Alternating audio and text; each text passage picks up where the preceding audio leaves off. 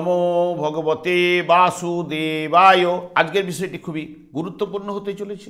মাসটি হচ্ছে ডিসেম্বর 2024, রাশি হচ্ছে কর্কট রাশি। কর্কট রাশির জাতক জাতিকাদের ক্ষেত্রে অর্থনৈতিক অবস্থা কেমন হবে, কর্ম, শিক্ষা, স্বাস্থ্য, বিয়ে এবং বিবাহিত জীবন এবং প্রেম বিষয়ে আলোচনা করব এবং নিখুঁতভাবে আমি আলোচনা করতে চলেছি। সেই কারণে একটু ধৈর্য সহকারে আমার ভিডিওটা দেখবার চেষ্টা করবেন। নমস্কার আমার প্রিয় দর্শক বন্ধুকে আমার আন্তরিক অভিনন্দন, শুভেচ্ছা ও ভালোবাসা জানাই। আমি আশা করি অনাদির আদি গোবিন্দের অশেষ করুণায় আপনারা সকলেই কুশলে আছেন। আমি কারো জন্মছক বা ন্যাটাল চার্ট নিয়ে বিচার বিশ্লেষণ করছি না। এ মাসের গ্রহের সন্নিবেশ অনুযায়ী বিচার বিশ্লেষণ করব এবং যেটুকু করব নিখুঁতভাবে করব। সেই কারণে এটাই হবে আপনাদের কিন্তু এ মাসের গাইডলাইন। এরপরে চলে আসছি এ মাসের গ্রহের সন্নিবেশ ঠিক এই রকম। এরপরে গ্রহ সন্নিবেশের আগে কর্কট রাশির জাতক জাতিকারা এরা চঞ্চল মনের হয়, কল্পনার জগতে থাকতে ভালোবাসে। এদের পেছনে কেউ যদি লাগে কাউকে ছেড়ে কথা কিন্তু বলে না। এরা পুরাতনপন্থী, এরা কোনো আমূল পরিবর্তন কিন্তু এরা চায় না। এরা জলপথে কিন্তু ভ্রমণ করতে ভালোবাসে এবং পিতা মাতা গুরুজনদের সঙ্গে কিন্তু ভক্তি করে এবং শ্রদ্ধা করে। আমি আচার্য কমল শাস্ত্রী এই চ্যানেলে প্রত্যেক বুধবার এবং শুক্রবার সন্ধ্যে 8:30 লাইভ অনুষ্ঠান নিয়ে কিন্তু উপস্থিত হই।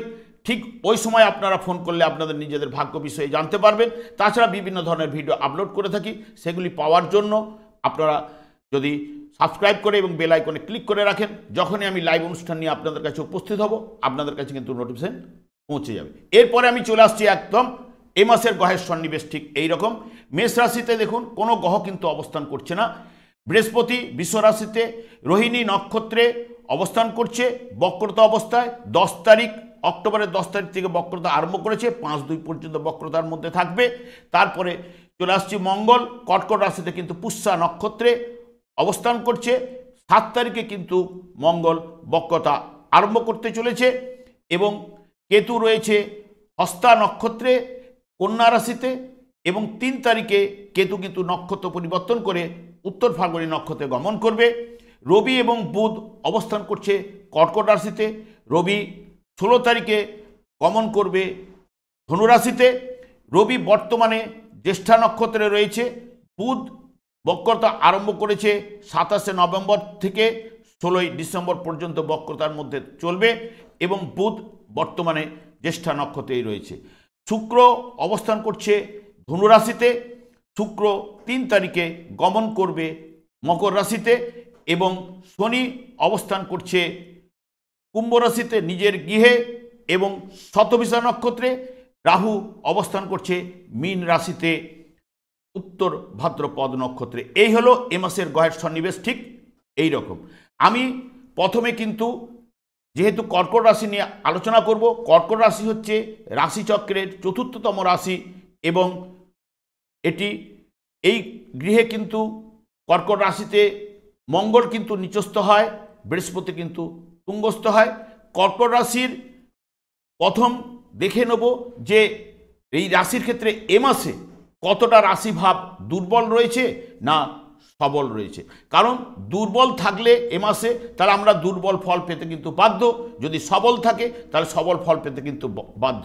ভগবানের সৃষ্টি এই যে আমাদের সত্য রজ তম গুণ, এই যে 3টে গুণ রয়েছে আমাদের মধ্যে, দেখবেন যে কেউ যারা উচ্চ পর্যায়ে রয়েছে তাদের গ্রহ পজিশন খুব ভালো রয়েছে। কর্কট রাশি জাতক জাতিকাদের ক্ষেত্রেই বলছি, যাদের গ্রহ পজিশন ভালো রয়েছে তারা উচ্চ পর্যায়ে রয়েছে। যাদের গ্রহ পজিশন মধ্যম রয়েছে, হয়তো শুভকারক গ্রহগুলো কিছু না কিছু জায়গায় ডিস্টার্বে রয়েছে, তাদের মধ্যম ফল পাচ্ছে। আবার কেউ না কেউ নিম্ন স্তরে রয়েছে, তাদের গ্রহ পজিশন ভালো না থাকার কারণে। আমি এখানে গোচর ফলে বিচার করে নিচ্ছি যে গোচর ফলে যদি দেখা যায় যে গোচর ফলে যে আমি ফলাদেশটা করছি আপনাদের দশা অন্তর্দশা যদি এর সঙ্গে ম্যাচিং করে তাহলে আপনারা কিন্তু শুভ ফল পেতে বাধ্য। আর যদি না ম্যাচিং করে তাহলে যেগুলো অশুভ ভাব রয়েছে সেগুলো কিন্তু আপনারা অতি অবশ্যই কিন্তু পাবেন। এবার চলে আসছি রাশিভাব। রাশিভাবে কর্কট রাশিতে কিন্তু অবস্থান করছে কিন্তু মঙ্গল। মঙ্গল এই রাশির ক্ষেত্রে কিন্তু রাজ্যকারক গ্রহ।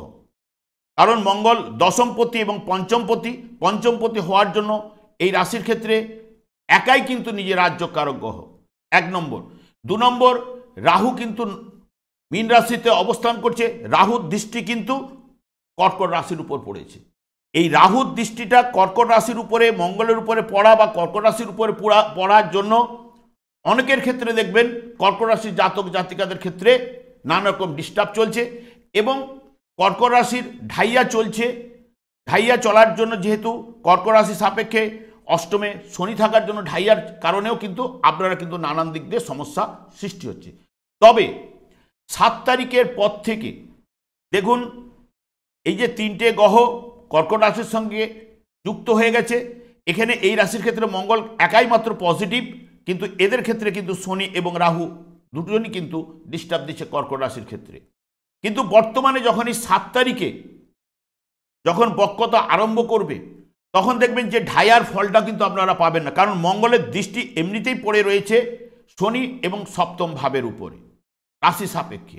তাহলে এই যে ঢাইয়ার যতটা প্রকোপটা, শনির যে যতটা প্রকোপ সেটা কিন্তু রাঘব হবে, কারণ মঙ্গল তুঙ্গস্থ হয়ে গেলে মঙ্গল কিন্তু আপনাদের ক্ষেত্রে বাধা দেবে। কিন্তু রাহু যেহেতু নবম স্থানে বসে, নবম স্থান যে কোনো রাশির ক্ষেত্রে পজিটিভ, কিন্তু রাহু ওখানে অবস্থান করার জন্য এবং রাহুর দৃষ্টি মঙ্গলের উপর পড়া দুটো ওখানে অশুভ দৃষ্টি যখনই পড়ছে কিছু না কিছু অশুভ দেবে। তবে সবথেকে বিশেষ করে আপনারা এই জায়গাটাতে রাহুর দৃষ্টিতে মিডিয়াম ফল পাচ্ছেন, কিন্তু মঙ্গল যখনই রেট্রোগেট হবে বা কারো জন্মছকে যদি ঠিক এই জায়গায় যদি মানে কর্কট রাশিতে যদি কারো জন্মছকে দেখে নেবেন, যার যার জন্মছকে দেখবেন এই জায়গায় রাহু রয়েছে, কর্কট রাশিতে রাহু রয়েছে, তাহলে এখন নবমভাবে গোচরে চলছে। নবমভাবে গোচরে চলার জন্য কিন্তু তারা 1-1.5 মাস যাবৎ প্রচণ্ড পরিমাণে ডিস্টার্বপূর্ণ রয়েছে। অর্থনৈতিক বলুন, নানা রকম ঝঞ্ঝট ঝামেলা, কারণ ভাগ্য ওদের সাপোর্ট দিচ্ছে না। তো নবম ভাব হচ্ছে ভাগ্য ভাব, তাহলে ভাগ্য সাপোর্ট দিচ্ছে না। এবং যেহেতু চরলগ্নের ক্ষেত্রে এটা নবম ভাব, এটা পজিটিভ, পজিটিভ থাকার জন্য কি হচ্ছে, সেই কারণে রেজাল্টটা যতটা পাওয়ার কথা, এখানে যাদের জন্মছকে দেখবেন কর্কট রাশিতে রাহু রয়েছে তাদের ক্ষেত্রে প্রচণ্ড পরিমাণে ডিস্টার্ব রয়েছে। তবে 7 তারিখের পর থেকে আপনাদের যে শনির ঢাইয়ার কুপ্রভাবটা অনেকটাই কিন্তু হ্রাস হবে, কারণ মঙ্গল এখানে শনির দৃষ্টি কিন্তু এই ভাবের উপরে নেই, মঙ্গলের দৃষ্টিটা কিন্তু এখানে পড়ছে। তাহলে শনির যে নেচারটাকে একটু কমাবার চেষ্টা করবে, তা হ্রাস করবে। তাহলে আপনাদের 7 তারিখের পর থেকে কিন্তু ভালো জায়গাটা পাবেন, মধ্যমের থেকে অতি শুভ ফল পাওয়ার সম্ভাবনা কিন্তু এ মাসে কিন্তু রয়েছে। এরপরে আমি চলে আসছি দ্বিতীয় ভাব। দ্বিতীয় ভাব থেকে আমরা অর্থনৈতিক অবস্থা কেমন হবে, পরিবার কেমন হবে, বাকশক্তি ইত্যাদি ইত্যাদির বিচার করা হয়। তাহলে দ্বিতীয় ভাব এখানে সিংহ রাশি, সিংহ রাশির অধিপতি গ্রহ কিন্তু এবার সিংহ রাশিতে কিন্তু শনির দৃষ্টি কিন্তু রয়েছে। দ্বিতীয় ভাবে অর্থের জায়গাটা কিন্তু দৃষ্টি মেরে দিয়েছে কিন্তু শনি। তার সঙ্গে সঙ্গে যেহেতু দ্বিতীয় পতি কিন্তু চতুর্থ ভাবে বসে আছে, এই পঞ্চম ভাবে বসে আছে রাশি সাপেক্ষে। যেহেতু রাশি সাপেক্ষে পঞ্চম ভাবে বসে আছে, এখানে রবি বুধ চন্দ্র 1 তারিখ থেকে 2 তারিখ পর্যন্ত এখানে থাকবার পরেই কিন্তু বেরিয়ে যাবে। রবি এখানে চতুর্থপতি হিসেবে বসে এবং বুধ হচ্ছে দ্বাদশপতিও কিন্তু এখানে যুক্ত। বুধ এখানে তৃতীয় এবং দ্বাদশপতি হিসেবে রবির সঙ্গে যুক্ত অবস্থায় আছে। এই জায়গার উপরে দেখুন শনির কিন্তু দশম দৃষ্টি কিন্তু রবির উপরে পড়েছে এবং রাহুর দৃষ্টিও ওখানে কিন্তু পড়ে রয়েছে। অপোজিটে বৃহস্পতির দৃষ্টিও কিন্তু ঠিক পঞ্চম ভাবে পড়ে রয়েছে। তাহলে পঞ্চম ভাবটা এখানে খুব পাওয়ারফুল হয়ে গেল। পঞ্চম ভাবে এতগুলো গ্রহের দৃষ্টি এবং পঞ্চমপতি এবং মঙ্গল সে কিন্তু রাশিপতিতে বসে আছে, রাশিভাবে বসে আছে। তাহলে কি হচ্ছে, এবং রাশিপতি প্রথম কিন্তু স্টার্ট করছে কিন্তু 1 তারিখে ঠিক বৃশ্চিক রাশিতে। তাহলে পঞ্চম ভাবটা আপনাদের ক্ষেত্রে প্রচণ্ড পাওয়ারফুল। তাহলে পঞ্চম ভাবটা যখনই পাওয়ারফুল হচ্ছে, পঞ্চম ভাব থেকে কি কি নির্দেশ করে, পঞ্চম ভাব দিয়ে যে কোনো খেলা, প্রেম প্রীতি, ভালোবাসা, মন, সন্তান ইত্যাদি ইত্যাদি বিচার করে। তাহলে এই যে পঞ্চম ভাব থেকে শেয়ার মার্কেট, লটারি, পঞ্চম ভাব থেকে সব এইগুলো কিন্তু বা ক্রিয়েটিভ লাইন সব পঞ্চম ভাব থেকে বিচার্য। তাহলে পঞ্চম ভাবের ফলটা কিন্তু এই জায়গার ক্ষেত্রে আসার সম্ভাবনাটা কিন্তু বেশি রয়েছে। তাহলে এখানে পঞ্চমে দেখুন অষ্টমপতির দৃষ্টি পঞ্চমে পড়া, তাহলে অষ্টম ভাব থেকে যে কোনো ফাটকা, লটারি, শেয়ারের ইনভেস্ট বা যে কোনো ফাটকা জিনিস বা মৃত ব্যক্তির সম্পত্তি, কারণ দ্বিতীয়ভাবে শনির দৃষ্টি রয়েছে। 2-8 শনি আবার এখানে রয়েছে কিন্তু শতবিশা নক্ষত্রে। শতবিশা নক্ষত্রে ভালো ফল দেয়, কিন্তু নবম ভাব পাচ্ছে। নবমের দ্বাদশ ভাব হয়তো অষ্টম ভাবকে পাওয়ার জন্য শনি এখানে কিছুটা ভাগ্য বিড়ম্বনা দিতে পারে, কিন্তু আবার অষ্টমের দ্বাদশ ভাব সেই শনি তাহলে অষ্টমের যে প্রকোপটাকে আরও তার দ্বাদশ ভাব সপ্তম ভাব হওয়ার জন্য তাকে একটু ডিনোট করবে। এবং বৃহস্পতি পঞ্চম ভাবে বসে ষষ্ঠপতি, ষষ্ঠ ভাব থেকে আমাদের সময়ের বিনিময়ে রোজগার বোঝায়, বা এই যে লটারি বা শেয়ার পঞ্চম ভাব থেকে, লটারি হচ্ছে ষষ্ঠম ভাব, ষষ্ঠ ভাব হচ্ছে অপরের অর্থ আমি পাবো, সপ্তম হচ্ছে অপরেন্ট পার্টি, তার ব্যয় হবে, আমার ইনকাম হবে। তার 2-6-11 এখানে অর্থনৈতিক অবস্থা সেই মতো কিন্তু এখানে যেটা বলছে খারাপ কথা বলছে না, যেহেতু বৃহস্পতির দৃষ্টি, যেহেতু ষষ্ঠ ভাব পঞ্চম ভাব এবং দ্বিতীয় ভাবে রবির দ্বিতীয় পতির উপরে যেহেতু পড়ে যাওয়ার জন্য, তাহলে এখানে রবি 16 তারিখ পর্যন্ত থাকলে অর্থনৈতিক জায়গাটা কিন্তু ভালো কিন্তু আনার চেষ্টা কিন্তু রয়েছে, বা লটারি ফাটকা বা মৃত ব্যক্তির সম্পত্তি পাওয়ার সম্ভাবনা কিন্তু দেবে। এখানে দ্বাদশ ভাব যুক্ত হয়েছে, কারণ আমি যখন একাদশভাবে দৃষ্টি দিল, বুধ এখানে যুক্ত আছে, বুধ বক্রতা এবং দ্বাদশপতি এবং তৃতীয়পতি। তৃতীয়পতি কেন? পঞ্চমের একাদশ হচ্ছে তৃতীয়, তাহলে পঞ্চম যে খেলা যে করি না কেন, যাই করি না কেন, তার একাদশ ভাব সফলতা আনবে। তৃতীয়পতি যুক্ত আছে, দ্বাদশপতি যুক্ত হলো, দ্বাদশের দ্বাদশ ভাব বা একাদশ ভাবে বৃহস্পতি বসে আছে। এবং কারো যদি জন্মছকে যদি কারো জন্মছকে যদি থাকে, দেখবেন বৃহস্পতি যদি আপনার নিচস্থ অবস্থায় যদি মকর রাশিতে থাকে, এখন পঞ্চমভাবে গোচরে গেছে, তাহলে পঞ্চম যাদের এই যোগটা রয়েছে, যদি বৃহস্পতি যদি ঠিক ওই জায়গাটায় থাকে মকর রাশিতে, এখন তাদের ক্ষেত্রে কিন্তু পজিটিভ রেজাল্ট কিন্তু এনে দেবে। এই লটারি বা যাবতীয় তার খুব ভালো ফল পাবে। এবং তাদের বিয়ের জায়গাটা যেহেতু এটা সপ্তম ভাব, সপ্তম ভাবে বসছে কিন্তু শুক্র দেখুন এখানে যে একাদশপতি হিসেবে এবং চতুর্থপতি হিসেবে 4-6-11কে পাচ্ছে। 4-6-11-এর জন্য এখানে যে 6 সময়ের বিনিময়ে রোজগার একটা বা সম্পত্তি, চতুর্থ ভাব থেকে সম্পত্তি, গৃহ বা যানবাহন, শুক্র যানবাহন এ করে, কারণ মঙ্গল শুক্রের দৃষ্টি বিনিময়। কারো আবার জন্মছকে যদি দেখা যায়, কারো জন্মছকে আপনারা খুলে দেখে নেবেন, একদম পুরো 100-200 মিলতে বাধ্য, যদি দশা অন্তর্দশা আপনাদের ক্ষেত্রে ম্যাচিং হয়। যদি মেষ রাশিতে, এই কর্কট রাশি জাতক জাতিকাদের ক্ষেত্রে মেষ রাশিতে মঙ্গল রয়েছে, আর এখন এখানে এসে বক্রি হচ্ছে, এই 80 দিনের মধ্যে যে রেট্রোগেট বক্রতা থাকাকালীন দেখবেন অতি অবশ্যই তারা গাড়ি বাড়ি যানবাহন ইত্যাদি ইত্যাদি ক্রয়ের সম্ভাবনা কিন্তু তাদের রয়েছে, বা হওয়ার সম্ভাবনা রয়েছে। জায়গা সম্পত্তি, মান সম্মান লাভ, এগুলো আসছি, মান সম্মান লাভ পাবে কিনা এগুলো আসছি, কারণ এখানে দ্বিতীয় ভাবের অর্থনৈতিক জায়গাটা এখানে যেটা দেখাচ্ছে খারাপ হওয়ার কথা নয়, একটা পরিবর্তন আনতে পারে। এবং লটারি শেয়ার মার্কেটে যদি ইনভেস্ট করে থাকেন সেখান থেকে পেতে পারেন, মৃত ব্যক্তির সম্পত্তি তাও সেখান থেকেও কিছু না কিছু সম্পত্তিও পেতে পারেন, অর্থ এগুলো পাওয়ার সম্ভাবনা কিন্তু যেটা ইন্ডিকেট করছে এগুলো দিতে পারে। এইটা হচ্ছে অর্থনৈতিক অবস্থার জায়গাটা গেল। এইবার আমি চলে আসছি চতুর্থ ভাব। চতুর্থ ভাব থেকে এডুকেশনের বিচার করা হয়, মায়ের বিচার করা হয়। চতুর্থ ভাবে কিন্তু মঙ্গলের দৃষ্টি কিন্তু পড়েছে, দশমপতিও কিন্তু বৃহস্পতি, পঞ্চমপতি 4-5-এর নির্দেশক হয়ে যাওয়ার জন্য বুদ্ধির জায়গাটা প্রকোপ দেবে। মায়েরও অর্থের জায়গাটা দেখুন, চতুর্থের দ্বিতীয়, তার অর্থের জায়গাটা ভালো হবে, কারণ লগ্নভাবের সঙ্গে কানেক্টেড করছে। রাশিপতি নিজেই, রাশিপতি বলি, রাশিপতি এখানে বসে আছে এবং রাশিভাবে মঙ্গল বসে আছে, মঙ্গল রাজযোগ কারক গ্রহ এই রাশির ক্ষেত্রে, তাহলে এবং বৃহস্পতিও কিন্তু শুভ কারক গ্রহ। বৃহস্পতি কারণ পঞ্চমপতি এবং পঞ্চমপতি বলি ষষ্ঠপতি এবং নবমপতি, সেই কারণে বৃহস্পতি কিন্তু এই রাশির ক্ষেত্রে কিন্তু শুভ। তাহলে কারো জন্মছকে দেখবেন বৃহস্পতি এবং যদি মঙ্গল যদি শুভ থাকে, অলরেডি কিন্তু আপনারা এই সব ফলগুলো পাবেন। চতুর্থ ভাবের যেহেতু আমি এডুকেশন বিচার করছি, মায়ের বিচার করছি, তাহলে দশমপতি 4-10-এর কানেক্টেড পাচ্ছে, তার সঙ্গে সঙ্গে সপ্তম ভাব কানেক্টেড পাচ্ছে। তাহলে সপ্তম ভাব কানেক্টেড পাওয়া মানে নতুন আবহাওয়া, নতুন পরিবেশে মানুষ হওয়া, এটা বোঝায়। সেই সঙ্গে সঙ্গে 4-10 যারা টেকনিক্যাল লাইনে নিয়ে পড়াশোনা করছেন, ইলেকট্রিক বা এখানে কম্পিউটার বা ইলেকট্রনিক্স, এইগুলো সব যেগুলো যারা পড়াশোনা তাদের ক্ষেত্রে পজিটিভ রেজাল্ট কিন্তু এই মুহূর্তে এনে দেবে এই মাসের ক্ষেত্রে। এবং কিছু কিছু ক্ষেত্রে যেমন এখানে পঞ্চমভাবে বসে আছে আপনার বুধ, এবং তৃতীয় পতি হিসেবে পঞ্চম ভাব থেকে অনেক সময় বিদ্যা বা শিক্ষার বিচার করা হয়, বুদ্ধির বিচার করা হয়। তার তৃতীয় পতি থাকার জন্য হচ্ছে চতুর্থ দ্বাদশ ভাব কিছুটা একটু অনেকের ক্ষেত্রে কিছুটা নেগেটিভ আনতে পারে, যাদের দশা অন্তর্দশা না করবে, মিলবে বা ম্যাচিং হবে, তাদের ক্ষেত্রে এডুকেশনের জায়গাটা কিছু কিছু ক্ষেত্রে দেবে। কিন্তু হায়ার স্টাডিজ ক্ষেত্রেও কিছুটা বাধা রয়েছে, কিন্তু এক চান্সে কিন্তু দেখাচ্ছে না। তবে এই মুহূর্তে এই মাসের ক্ষেত্রে পজিটিভ রেজাল্ট কিন্তু পাবে। এবার পঞ্চম ভাব থেকে দেখুন প্রেম, প্রীতি, ভালোবাসা, সন্তানের বিচার করা হয়। একটু আগে পঞ্চম ভাব ভেঙে গেছি, পঞ্চম ভাবের সঙ্গে 5, 8, 12কে কানেক্টেড করছে। কারণ 5, 8, 12 মানে অবৈধ সম্পর্ক, বা অনেকের ক্ষেত্রে যেহেতু দ্বিতীয় ভাব এখানে যুক্ত আছে, পরিবার ইত্যাদি, তাদের ক্ষেত্রে কিন্তু এই 5, 8, 12 মন্দ, অনেকের ক্ষেত্রে কিন্তু মন্দ অর্থনৈতিক অবস্থাটা কিন্তু আনবে।